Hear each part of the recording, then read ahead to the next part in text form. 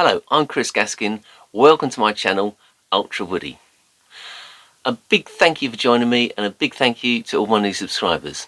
And if you're new, please feel free to look at all my old videos. They are many and varied. Okay, before I start, I want to say a big thank you to a friend of mine who's taken a break out from wood turning, and he's very kindly lent me his Robert Sorby Pro Edge grinder, sander, whatever you like to call it, so I can get a better grind on my tools.